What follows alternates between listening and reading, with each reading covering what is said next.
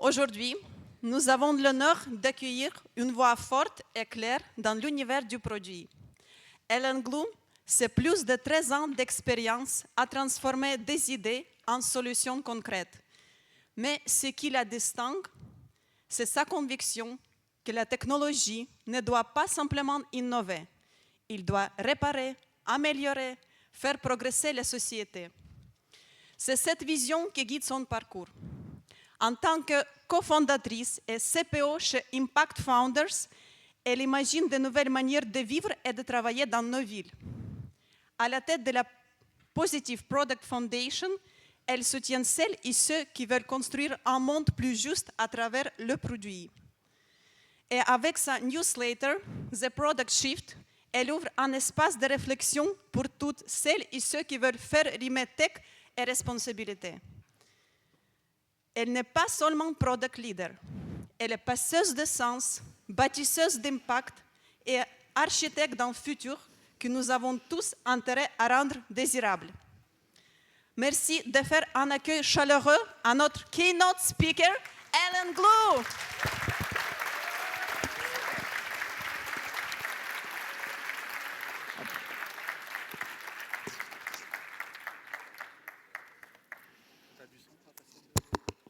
Non, c'est bon. Ouais. Ça fait très présentation Miss France, je trouve. Je pense qu'on m'a jamais présenté avec autant d'éloges. Du coup, j'espère pas trop vous décevoir. Je suis hyper contente d'être là.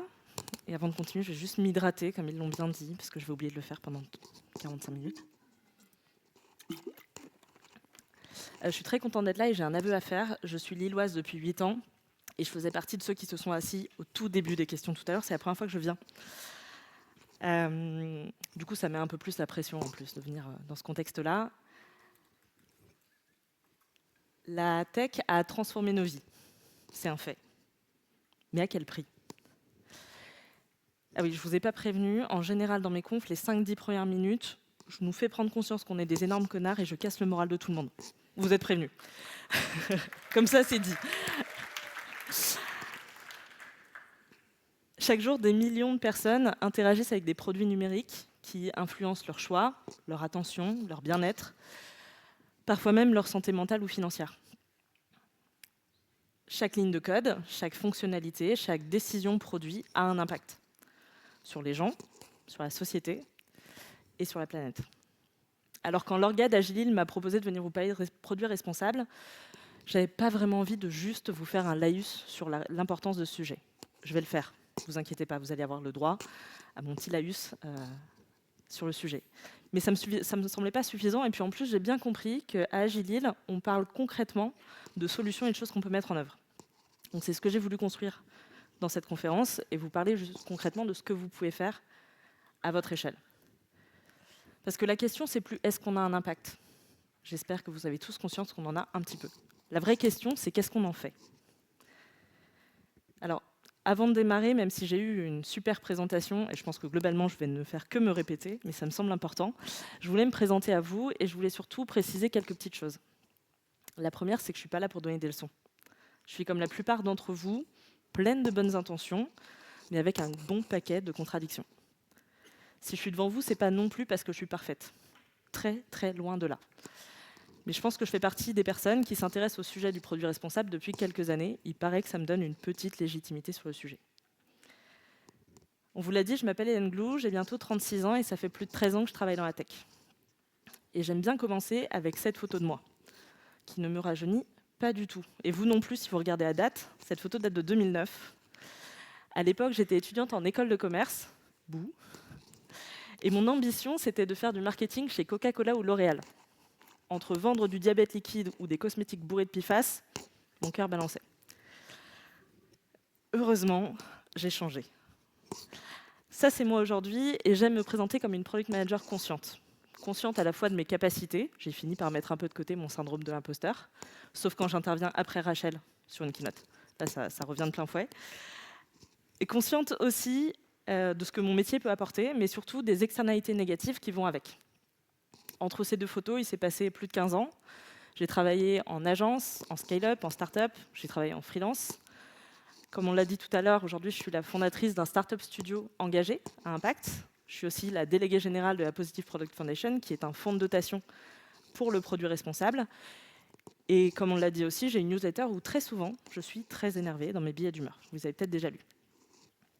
Si je vous raconte tout ça, c'est pas pour faire l'étalage de mon parcours qui est clairement pas le plus prestigieux dans cette salle, je pense, mais pour vous montrer un peu quel a été mon cheminement jusque-là et comment je me suis construit au fur et à mesure des années cette conviction que la tech doit aider à résoudre des problèmes et surtout pas en créer de nouveaux. Maintenant que les présentations sont faites, en double en plus, je n'étais pas préparée, voilà ce que je vous propose. On va d'abord parler malgré tout de pourquoi la responsabilité dans le numérique, c'est plus un sujet optionnel. Ensuite, je vais parler de vous, de votre rôle individuel et de ce que chacun d'entre vous peut, à son échelle, faire pour essayer de rendre la tech plus responsable. Et puis, on rentrera vraiment dans le concret, on va sortir de la théorie, et je vais vous raconter une histoire, celle de Julie, qui a réussi à faire avancer son équipe vers un produit plus responsable. Pour terminer, avant de vous laisser du temps pour les questions, c'était hyper important pour moi aussi de parler du business. Parce qu'on peut être responsable, mais sans pragmatisme, sans prendre la réalité de nos entreprises en compte, on n'arrivera pas à grand-chose.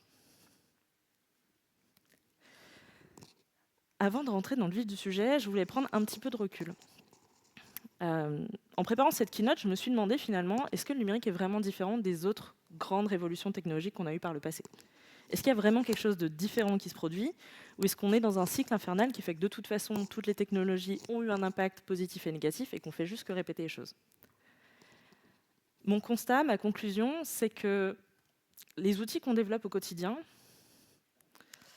c'est pas simplement une nouvelle technologie, c'est pas simplement la suite, l'évolution logique de la technologie, mais c'est un vrai bouleversement. Les outils numériques qu'on conçoit, qu'on déploie, parfois à l'échelle internationale, ils n'ont pas juste changé notre quotidien. Ils ont reconfiguré nos repères, nos modes de vie, nos économies. Je pense que vous en êtes conscients. Et ça, comme on peut le voir sur ce schéma, c'est aller à une vitesse inédite. On n'a jamais été aussi vite dans le déploiement d'une technologie. Des technologies qui ont eu un impact fort sur la société et sur la planète, il y en a plein. J'en ai pris 3 au hasard, pas les plus récentes. La machine à vapeur, l'électricité, le moteur à explosion, sans ces technologies, la vie qu'on a aujourd'hui ne serait pas la même. Chacune a profondément changé la société. Elles ont changé nos manières de produire, de nous déplacer, de consommer, de communiquer aussi. Elles ont permis des progrès majeurs, mais elles ont aussi créé des déséquilibres, des dépendances, des inégalités. Je vous les ai mis, je ne vais pas vous les lire, mais globalement, la machine à vapeur sur les conditions de travail dans les mines et dans les manufactures, on l'a bien connu dans le Nord, ça n'a pas fait que du bien.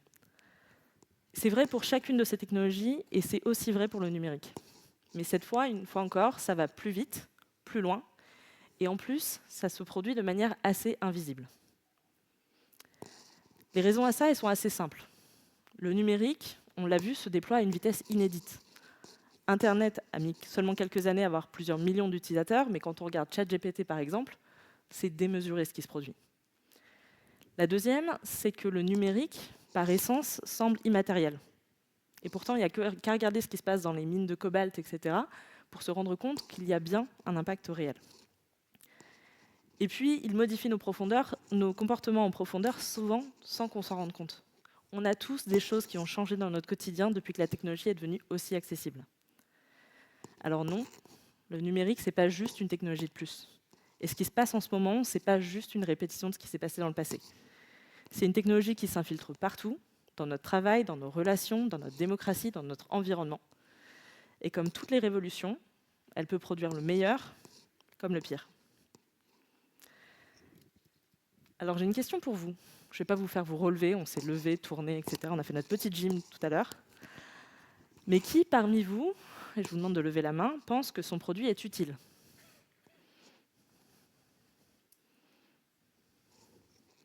Soyez pas timide, c'est juste une main à lever. Vous n'avez pas besoin de vous lever, vous. Ok. Je suis très curieuse après que ceux qui n'ont pas levé la main viennent me raconter sur quoi ils travaillent aujourd'hui.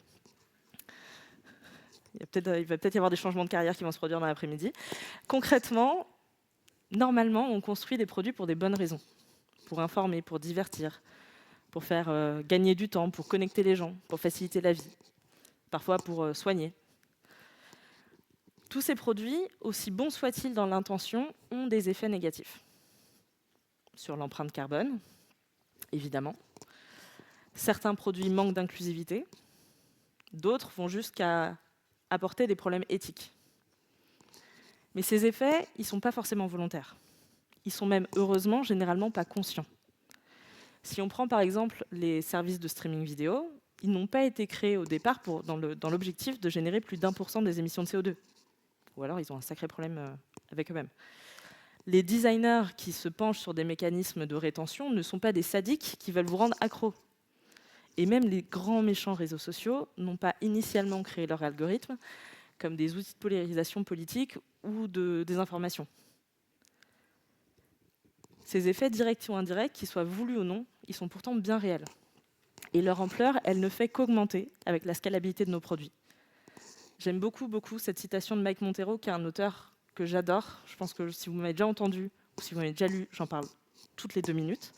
Je vous invite fortement à lire son livre Run by Design, qui est exceptionnel dans ce sujet. Mais ce qu'il explique, c'est finalement que, à l'échelle à laquelle on travaille, quand on travaille sur des produits numériques qui ont un potentiel de déploiement infini, quand on se plante, quand on fait des conneries, ce n'est pas des petites conneries.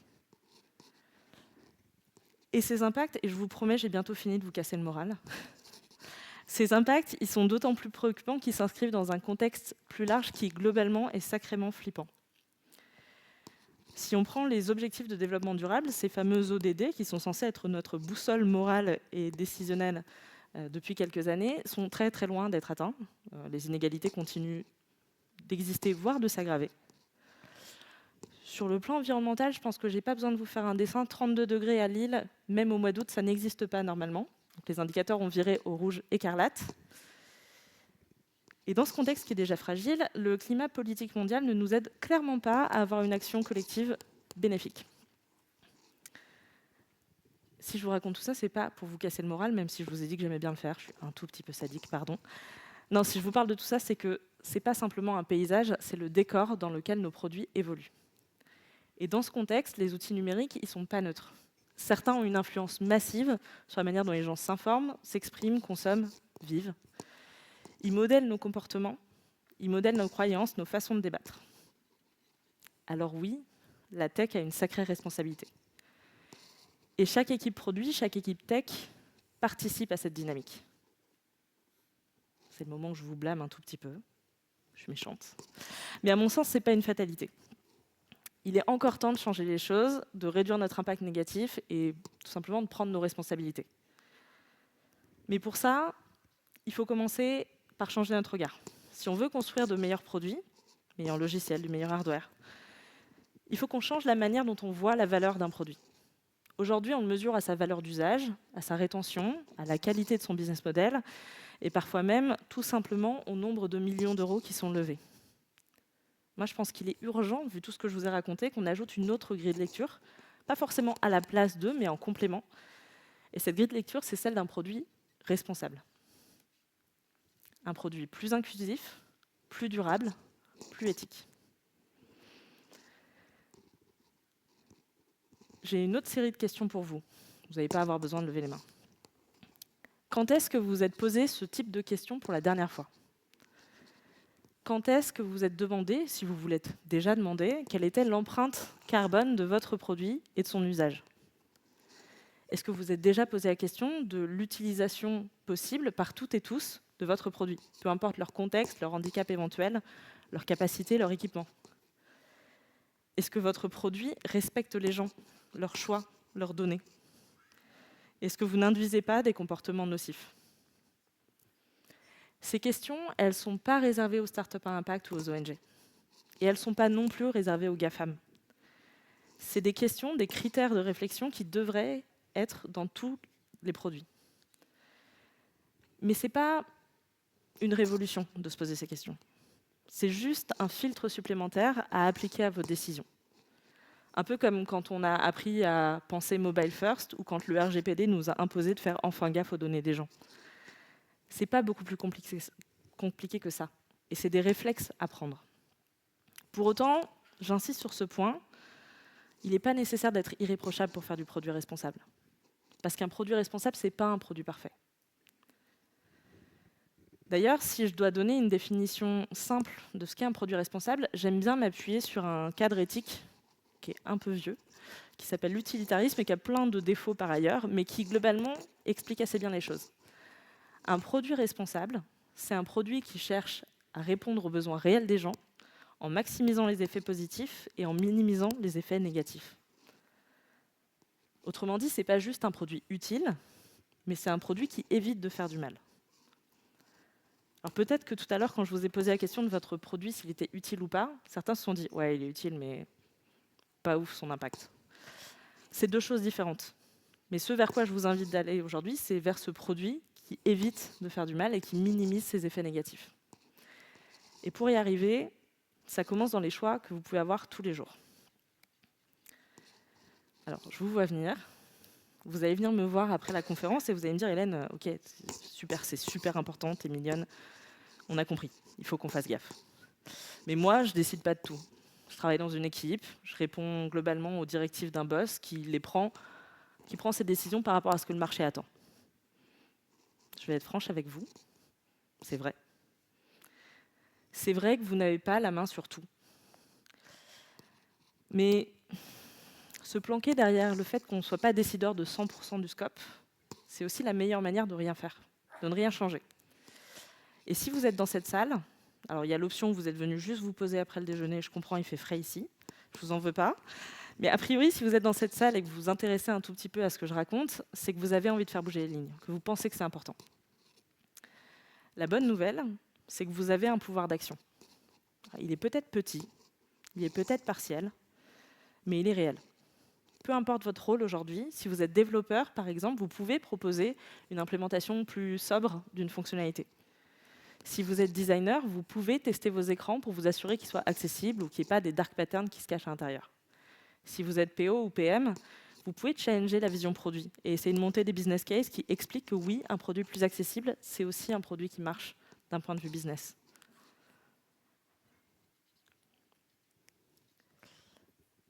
J'aime aussi beaucoup cette citation-là, qui explique qu'on est responsable de ce qu'on amène au monde. Ça semble très pensif comme ça. C'est pas moi qui l'ai inventé, c'est Victor Papanek, qui est un pionnier du design éthique. Et je trouve que même si ça peut être un peu lourd dans la démarche, c'est vrai. On a tous une part de responsabilité, même quand ce n'est pas nous qui décidons de la trajectoire de l'entreprise. Et j'insiste sur un point, vous n'avez pas besoin de travailler dans une entreprise à impact, dans une entreprise à mission, pour en avoir un. Ce n'est pas une question de job, c'est une question de posture. Mais être responsable, ce n'est pas une injonction, encore une fois, à tout révolutionner du jour au lendemain. C'est une invitation à commencer là où vous êtes aujourd'hui, à prendre de meilleures décisions dès demain ou après-demain quand vous retournerez au bureau. Mais maintenant que c'est dit, très concrètement, comment on se met en marche? Si je vous ai à peu près convaincu de l'utilité de la chose, qu'est-ce que vous pouvez faire précisément? C'est là qu'on sort de la théorie. Je vous présente Julie. Julie, elle est product manager dans une boîte qui développe une application bien-être. Vous voyez le genre d'app qui vous aide à méditer, à mieux dormir, à respirer, à prendre du recul. Je suis sûre que vous en avez tous au moins ouvert une fois. C'est a priori un produit utile. Avec ce type de produit, on essaye de résoudre des anxiétés, des moments où les gens ne vont pas bien, etc. Sur le papier, la boîte de Julie marche très bien. Ils ont plusieurs dizaines de milliers d'utilisateurs. L'équipe produit est solide, l'équipe tech aussi. Les indicateurs sont ouverts. Globalement, la boîte va bien. Et Julie, elle aime son boulot. Mais depuis quelque temps, il y a un truc qui la chagrine. Le dernier gros chantier qu'elle a relevé avec son équipe portait sur l'engagement des utilisateurs. Les chiffres ont beau être bons, la direction est venue avec un impératif, augmenter la rétention. Alors pour ça, ils ont fait plusieurs petites choses. Ils ont redesigné le système de notification, revu la manière d'envoyer des rappels, le ton, l'onboarding. Ils ont aussi ajouté un petit peu de gamification. Le résultat est plutôt cool. Moins 11% de churn sur les cohortes qu'ils ont testées. Personnellement, je rêve de ce genre de résultat. Objectif atteint. Mais Julie, elle ne peut pas s'empêcher d'avoir une petite voix dans sa tête qui lui demande « est-ce qu'on n'est pas, en fait, en train de créer une autre dépendance ?» Là où on essaye d'amener du bien-être aux gens, est-ce qu'on n'est pas en train de les rendre complètement accros à notre app Est-ce qu'on ne fait pas pire que mieux? Et il y a une fonctionnalité en particulier qui la dérange. Dans les fonctionnalités de gamification qu'ils ont mis en place, ils ont mis un streak quotidien.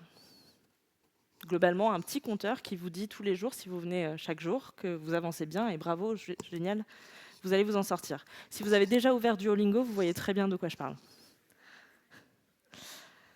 L'objectif, c'est de booster la rétention. Et a priori, ça marche. On est combien dans la salle à être retourné tous les jours sur Duolingo pour juste faire un exercice, apprendre 3 mots d'espagnol qu'on ne retiendra jamais? Je ne juge personne. Et Julie a commencé à douter de tout ça parce qu'en plus de se dire que c'est pas forcément hyper utile, elle commence à voir des feedbacks du super client où des gens essayent de négocier parce qu'ils ont perdu leur streak, parce qu'ils étaient malades ou en déplacement pro, qu'ils n'ont pas pu s'en occuper, qu'ils n'ont pas pu faire leur petite session. Elle voit des gens qui parlent de culpabilisation, des gens qui disent qu'ils sont stressés par ça et qui du coup se connectent juste à l'application pour cette raison. Duolingo a fait très fort sur le sujet. Hein. La chouette qui commence à tirer la gueule sur votre écran d'accueil, c'est très très fort. Du coup, Julie se dit, encore une fois, on prétend aider les gens, mais on les pousse à venir chaque jour, quitte à ce que ça les fasse culpabiliser.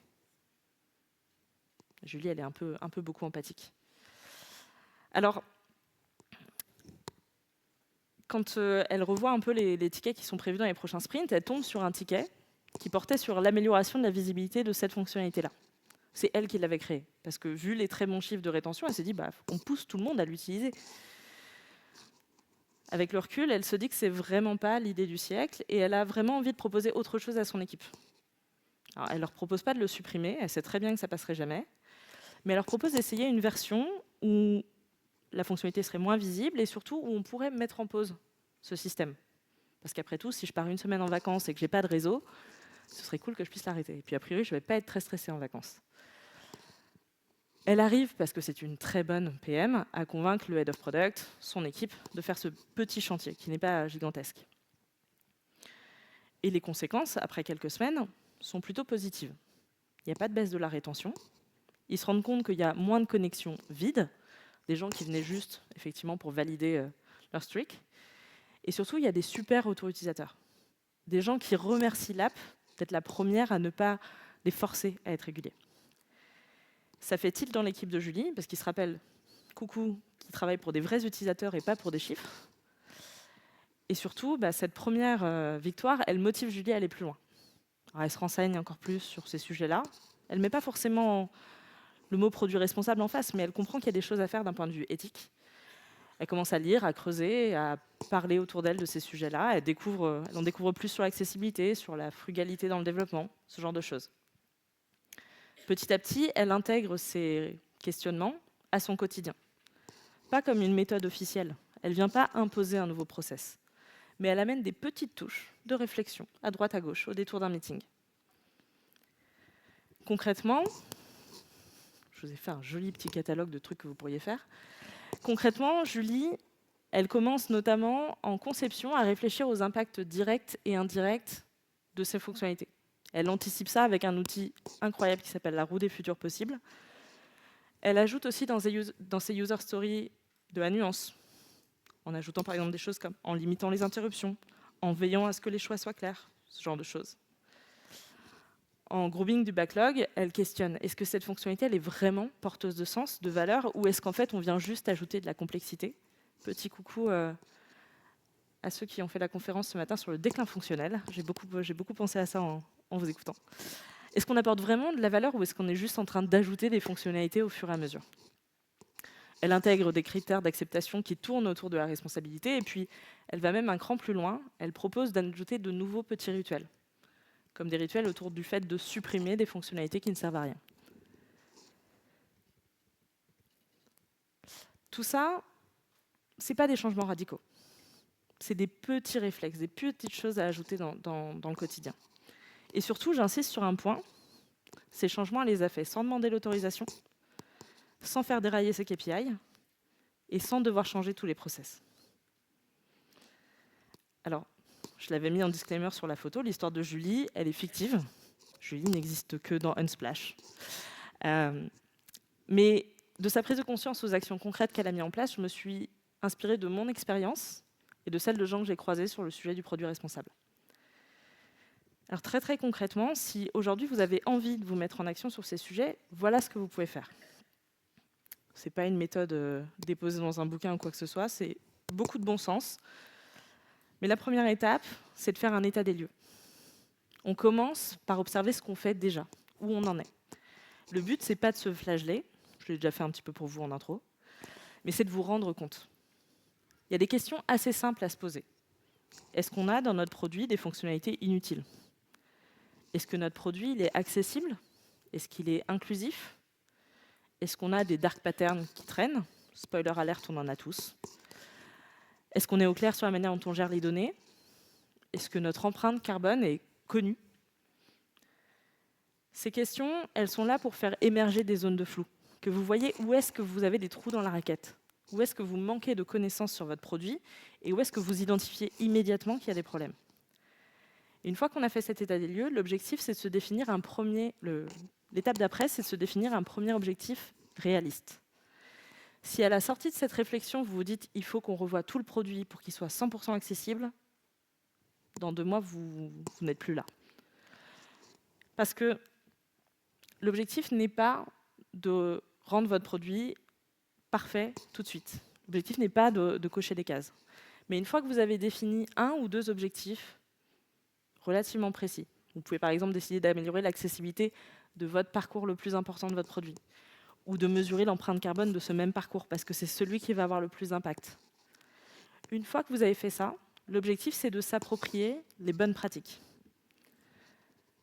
Parce qu'encore une fois, construire un produit plus responsable, ce n'est pas des grands chantiers, pas uniquement.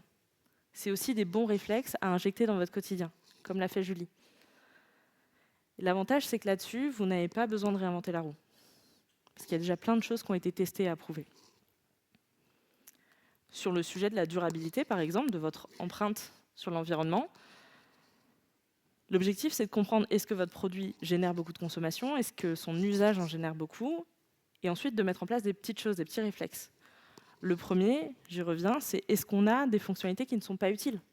Réduire ces fonctionnalités au strict nécessaire, ça permet naturellement de réduire son empreinte.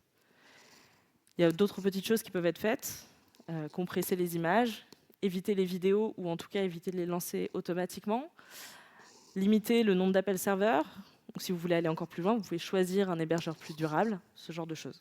Sur le volet de la durabilité et de l'environnement, il y a plein de choses qui existent, même si l'impact est difficile à mesurer, je ne vous le cache pas. En termes d'inclusivité, l'objectif, c'est vraiment de se poser la question, est-ce que mon produit, il est accessible à tous? Est-ce qu'il reflète la diversité des utilisateurs? Alors, vous pouvez aller jusqu'à faire un audit RG2A. De toute façon, vu la législation, vous allez devoir y passer dans la plupart des cas. C'est un gros point à mettre en place, mais une fois qu'on a fait l'audit, encore une fois, on ne va pas se lancer dans un énorme chantier. Vous pouvez faire de petites choses là aussi. Vous questionnez sur la simplicité de votre contenu. Est-ce qu'il est compréhensible facilement? Est-ce que si le français n'est pas ma langue native, je peux le comprendre ou pas? Vous pouvez aussi favoriser la diversité dans vos équipes. C'est probablement le meilleur pas à faire, mais vous pouvez aussi simplement le faire dans vos tests utilisateurs, dans votre phase de discovery.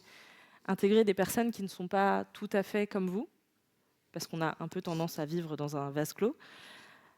Intégrer des personnes qui ont des complexités particulières. Et sans aller jusqu'à parler de handicap, des personnes qui ont un quotidien différent du vôtre. Sur le plan de l'éthique, la bonne pratique, c'est simplement d'évaluer et de prendre du recul sur les risques potentiels de votre produit et de travailler activement à les limiter.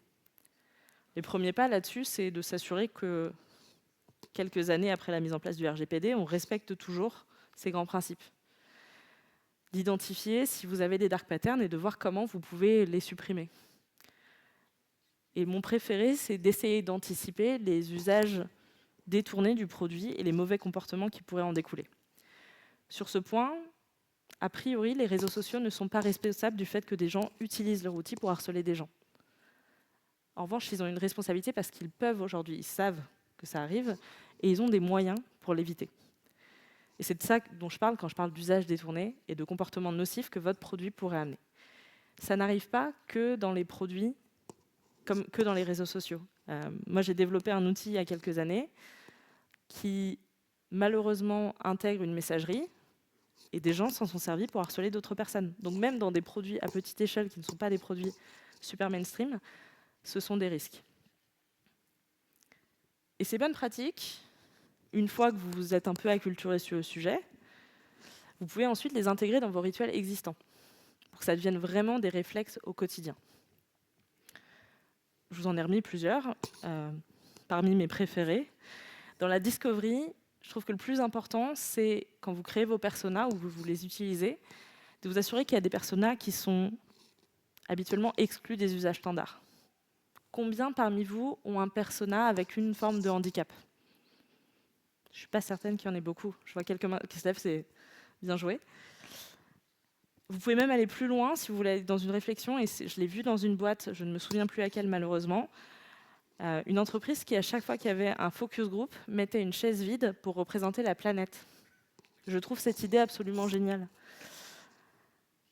Dans la priorisation, peu importe quelle que soit votre matrice de priorisation, que ce soit un RICE ou autre chose, vous pouvez ajouter un critère d'impact qui soit lié à l'objectif que vous êtes fixé. Ça fonctionne très bien. Dans vos phases de conception, la roue des futurs possibles dont je vous parlais tout à l'heure, elle fonctionne à merveille. Il vous suffit de prendre la décision que vous voulez appliquer, d'imaginer les premières conséquences directes, celles du coup qui sont assez évidentes, positives ou négatives, et d'extrapoler en allant un peu plus loin et en tirant le fil. Si je prends cette première action, la conséquence directe va être celle-là. Si cette conséquence directe probable se produit, quelles sont toutes les autres conséquences qu'il y a derrière? Elle est dispo, je vous mets un lien à la fin avec des ressources, elle est dispo dessus, parce que je pourrais passer une demi-heure à vous expliquer comment elle fonctionne, mais c'est vraiment un super outil. Dans vos user stories, vous pouvez mettre des limites claires et conscientes. Vous pouvez aussi ajouter des critères d'acceptation qui prennent en compte les critères de responsabilité. Et puis, je vous l'ai dit tout à l'heure avec le kill de feature, qui est un super petit rituel à ajouter, pour se dire régulièrement, voilà, est-ce qu'on a des fonctionnalités qui ne servent à rien, ou des fonctionnalités qui ne servent plus à rien, et comment est-ce qu'on les supprime? Vous pouvez aussi ajouter, comme on ajoute parfois des cooldowns pour traiter les bugs, la dette technique, etc., vous dire que régulièrement, vous passez un petit peu de temps à améliorer l'accessibilité ou l'empreinte carbone de votre produit. C'est un peu plus compliqué d'aller jusque-là, parce que ça demande de dégager du temps, mais c'est possible. Construire un produit plus responsable, ce n'est pas tout révolutionner. C'est faire des choix plus conscients avec les outils du quotidien. Je pense que si aujourd'hui on a du mal avec cette démarche de produit responsable, c'est parce qu'on imagine que ça va demander de tout changer. Et ce n'est pas le cas. Alors ce serait génial si on mettait toutes nos pratiques à plat et qu'on s'assurait qu'elles soient responsables, mais soyons honnêtes, ça ne va pas arriver. Un produit responsable, je le dis encore une fois, ce n'est pas un produit parfait. C'est un produit qui prend en compte ses effets secondaires et qui essaye sincèrement de les limiter. Et si vous deviez repartir avec une idée aujourd'hui, ce serait celle-là. La responsabilité, ça ne commence pas dans un grand plan stratégique. Ça commence dans des petites actions du quotidien, dans une user story, dans un sprint, dans une décision d'équipe.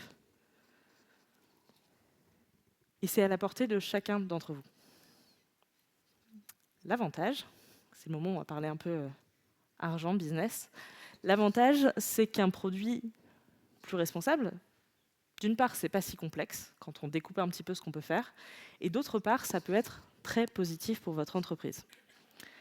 C'était hyper important pour moi de terminer là-dessus parce que, soyons honnêtes, si vous décidez d'avoir une démarche plus responsable, même individuelle, vous allez vous heurter probablement à des réticences de la part de votre boss, de votre N+1, potentiellement même de la part de votre équipe. Parce que malheureusement, on a encore du mal à faire le lien entre responsabilité et rentabilité. Et la rentabilité, on le sait, c'est le sujet important aujourd'hui et à juste titre. C'est bien qu'on arrête de valoriser des boîtes juste sur des levées de fonds. Mais ce que j'ai fini par comprendre, moi, à force de creuser ce sujet, c'est que la responsabilité, ce n'est pas un obstacle à la rentabilité. Ça peut même être un levier.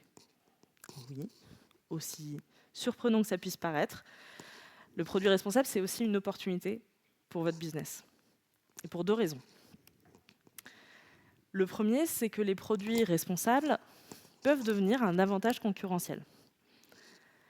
Vos clients, vos utilisateurs, ils sont de plus en plus à la recherche de transparence, d'inclusivité, de durabilité.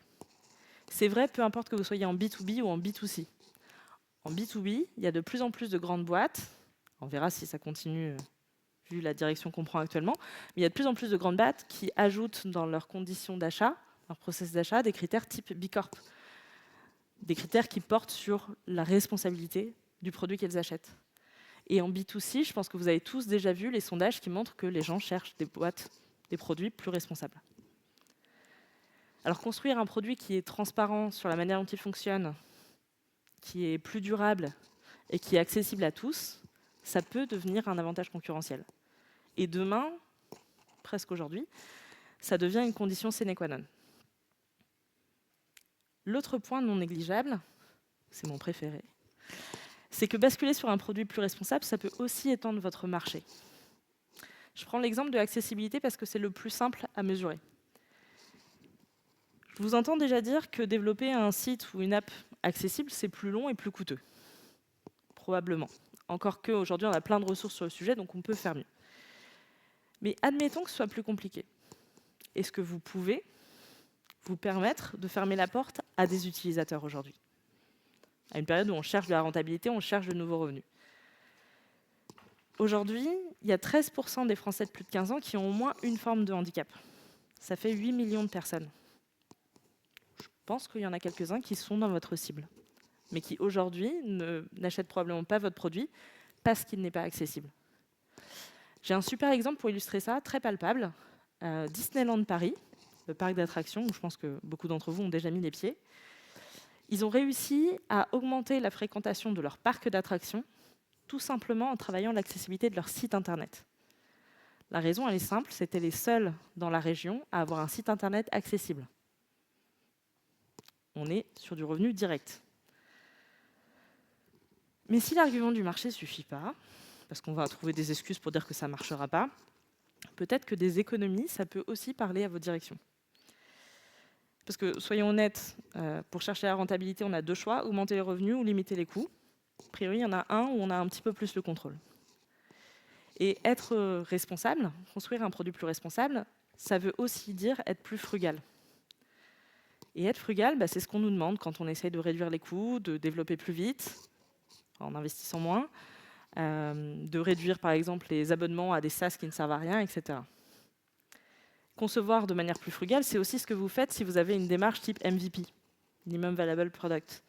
Vous essayez de trouver comment apporter de la valeur en investissant le moins possible. C'est ça aussi, concevoir frugalement et concevoir de manière responsable. C'est optimiser chaque élément de votre produit, utiliser moins de ressources et garder l'essentiel. Et de manière très tangible, ça se traduit par des infrastructures plus légères, donc moins coûteuses, moins de fonctionnalités superflues, donc moins de complexité et plus de maintenabilité. Quand vous essayez de limiter tous ces coûts-là, quand vous essayez de construire un produit plus responsable, vous faites des économies. J'ai là aussi un très bon exemple sur le sujet. J'ai échangé il y a quelques semaines avec deux personnes de chez Mythic. A priori, je ne pensais pas que c'était une entreprise particulièrement vertueuse. Deux personnes de chez Mythic qui ont travaillé sur la réduction de leur empreinte carbone. Au départ, ils l'ont fait parce que l'entreprise cherchait à obtenir la certification ISO 14001, qui est une certification autour de la durabilité. Pour ça, ils ont analysé tous les flux des parcours utilisateurs et à chaque fois qu'ils ont vu des consommations un peu importantes, ils ont cherché à les réduire. C'était vraiment dans cet objectif de réduire l'empreinte carbone, mais ça s'est aussi traduit par des baisses de factures drastiques sur leur infra. Tant et si bien qu'ils ont pérennisé la démarche, que plusieurs années après avoir mis en place cela, ils continuent de l'utiliser au quotidien, et que cette mesure de l'empreinte carbone d'un parcours utilisateur, c'est un prérequis dans leur développement.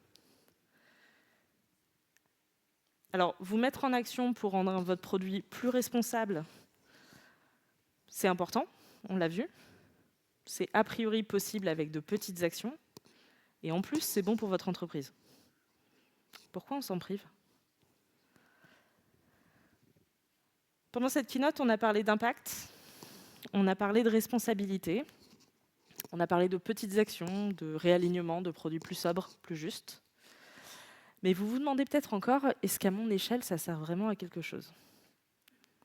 Alors j'ai envie de vous répondre, c'est comme l'histoire du colibri. Le colibri, il essaye de sauver les meubles, mais est-ce que ça sert vraiment à quelque chose ? La réponse est oui. Pas parce que vous allez sauver le monde avec votre roadmap plus responsable, mais parce que chaque choix compte. Chaque fois que vous choisissez la clarté plutôt que la manipulation, l'inclusivité plutôt que l'oubli, ou la sobriété plutôt que la course à la fonctionnalité, vous construisez un produit qui est plus aligné, plus durable, plus humain.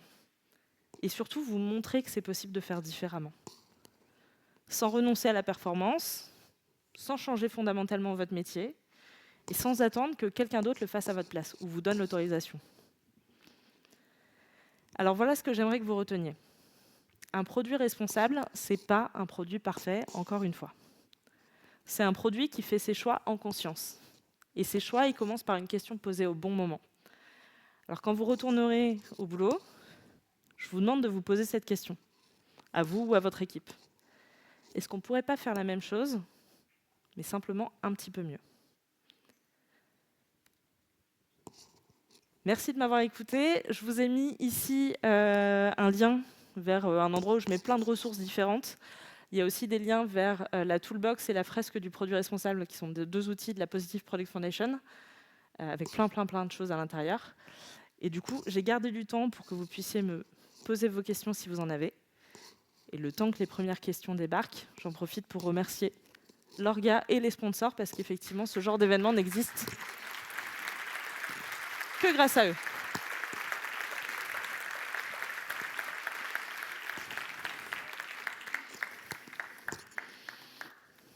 Pablo, on peut troller? Tu peux. Je vais dire des conneries, donc tu me les reverras dans la figure. C'est quoi ton navigateur et est-ce que tu as utilisé un service en ligne pour nous montrer ta présentation? J'ai dit que j'étais pas parfaite. Donc ton navigateur, c'est Google et ton service en ligne, c'est Canvas. Alors, mon navigateur est basé sur Chrome, effectivement, et j'ai utilisé Canva. Ok. Et à culpa. Donc attention à ça. Et j'ai un MacBook, en plus. Ouais. Je rajoute une citation qui pourrait être un poncif de Chico Mendes. L'écologie sans politique, c'est du jardinage. Donc, on commence par soi-même. Et en plus, il y a tout qui permet de faire des trucs sans le cloud, sans Google Chrome. C'est vrai. Et moi, je suis loin d'être parfait aussi. Allez-y, s'il y en a d'autres qui veulent troller. Hein.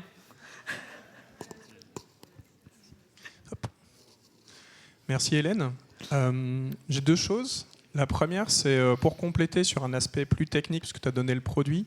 J'invite les gens, en tout cas techniciens, à s'intéresser à l'éco-design, l'éco-conception, et comme pour aller plus loin, à la loi d'Oddy de E-Room, qui est donc la loi de Moore, mais inversée, compte tenu que la raréfication des terres rares, un peu totoïstique, va nous amener effectivement à avoir de plus en plus de besoins numériques, mais pas forcément de matériel pour le soutenir, donc on va devoir penser un peu différemment. Ça, c'était pour la publicité.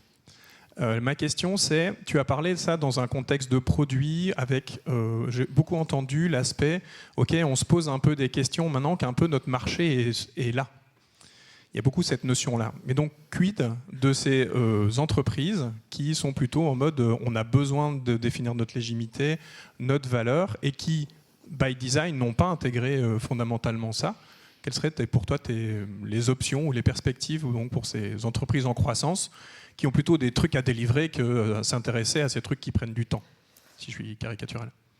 Alors, je vais répondre par une contradiction. Le marché n'est pas là. Clairement, il y avait potentiellement une petite tendance à aller vers plus de volonté d'aller sur de la responsabilité. Aujourd'hui, tous ceux qui essayent de vendre les formations, ça fonctionne encore, qui essayent de vendre de la presta autour de ces sujets-là, c'est un enfer. Parce qu'en fait, tout simplement, cette question de la rentabilité, on la décorrèle complètement de ces sujets-là. On voit très court terme, et ça se comprend. Donc le marché n'est pas vraiment là. Sur les entreprises qui n'ont pas du tout un fondement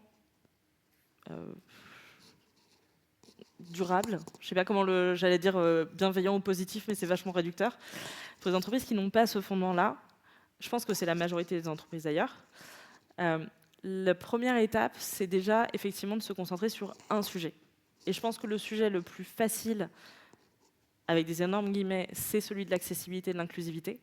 Parce que même si c'est des chantiers relativement importants, il y a énormément de ressources sur le sujet.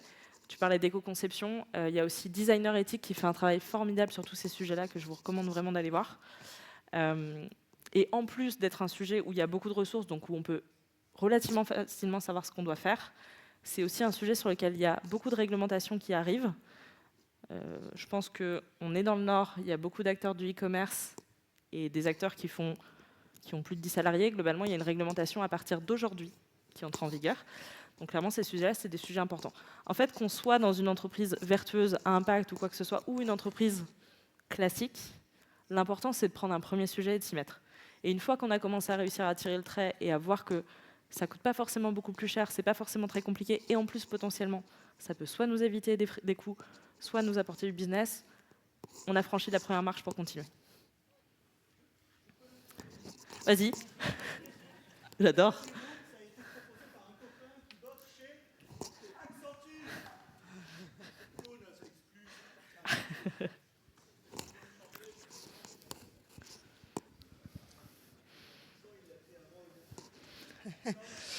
Une autre question là-haut. Ouais.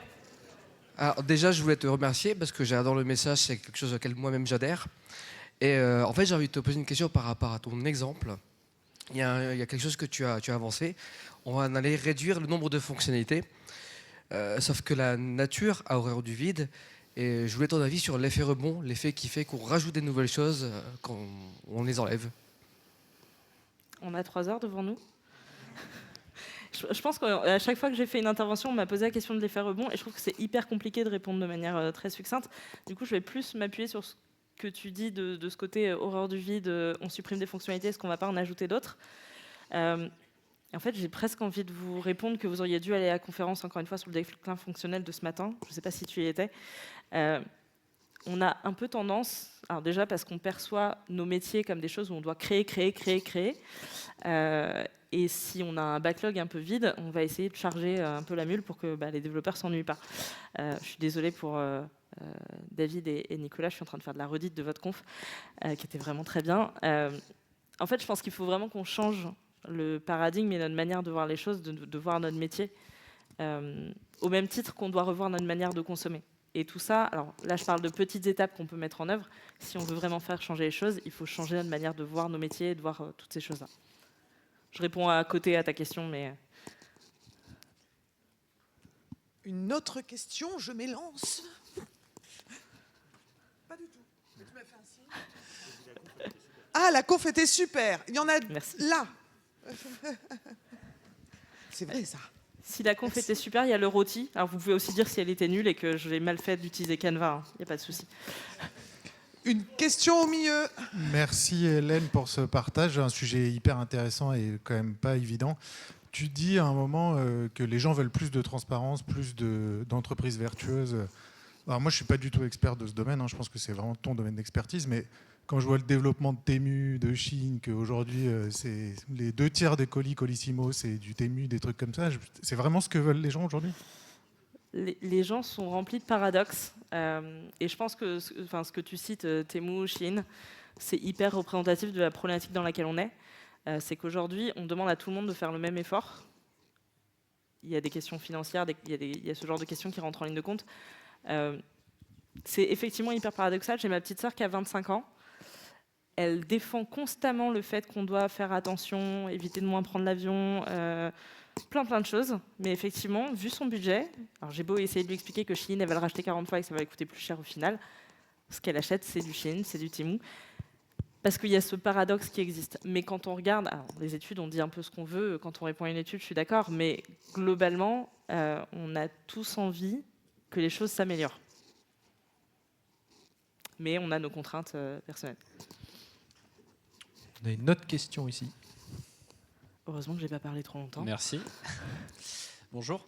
Merci pour cette présentation, c'était vraiment très instructif. Je voulais aussi relever qu'il y a une norme qui est en train d'être mise obligatoirement pour toutes les entreprises, qui est la CSRD, que je retrouve en fait exactement dans cette partie produits responsables, et je vous invite à vous renseigner. C'est vraiment très très intéressant. On retrouve bien sûr les prismes éthiques et environnementaux d'accessibilité. Par contre, je reviens juste sur un point où tu as exposé l'exemple de Disneyland sur son site et sur l'accessibilité qu'ils ont fait. Et il me manque juste un petit détail, c'est savoir qu'est-ce qu'ils ont fait exactement pour avoir du concret à apporter dans des discussions ou dans des échanges que je pourrais avoir à la suite.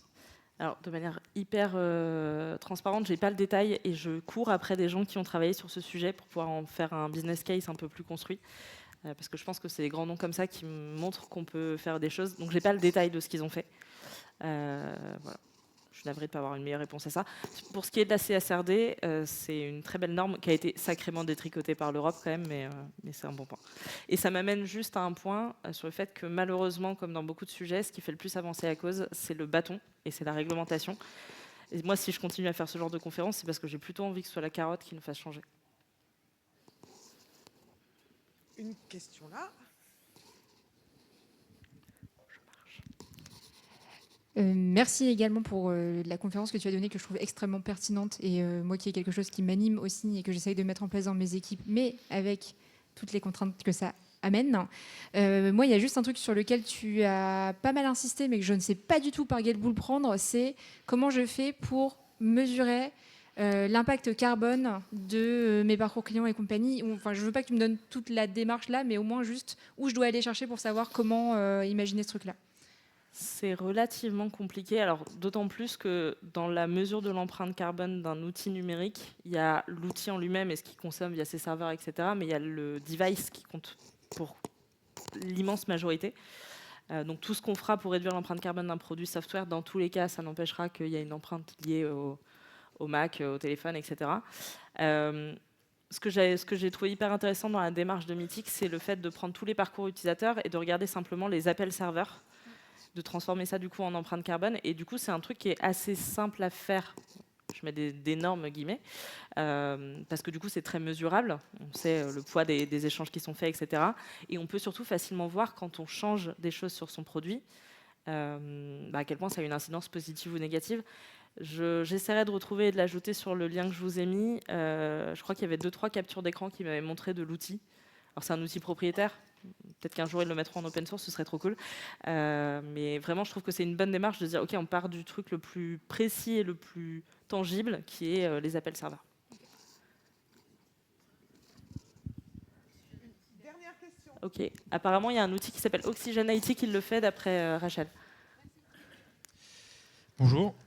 Merci pour la présentation. Et je voulais rebondir sur la question d'avant, où j'ai un morceau de réponse que je peux amener. Il y a moyen de se renseigner sur le Green IT.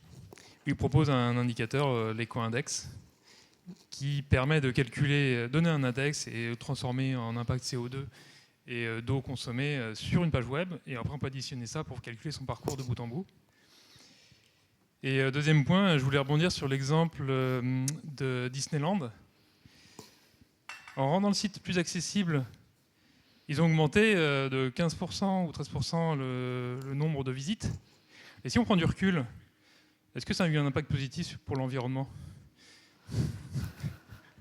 Parce que plus de transport en train ou en voiture, plus de gens qui visitent. Effectivement, vu la galère que c'est de se déplacer en France quand on est à mobilité réduite, il y a potentiellement plus de voitures et c'est pas forcément une bonne chose. Je suis assez d'accord. Mais ça amène un point hyper intéressant, c'est que dans toutes les décisions qu'on prend, ce qui est important, c'est de les mettre en perspective et de prendre un petit peu de recul. Alors, je pense que c'est quand même très positif qu'ils aient rendu leur site accessible, et si en plus ils essayent de faire en sorte que leur parc le soit, tant mieux. Mais effectivement, il y a tous les effets secondaires qui peuvent se produire, et pour ça, la roue des futurs possibles est hyper intéressante. J'avais fait l'exercice sur Blablacar avec l'utilisation du covoiturage, qui a des trucs très positifs, mais qui, en fait, quand on tire le trait, peut aussi avoir des effets pas hyper cool. Oui. Merci. Tout à fait. Je vais rendre le micro, je crois. On va s'arrêter là. Je vous propose d'applaudir chaleureusement Hélène.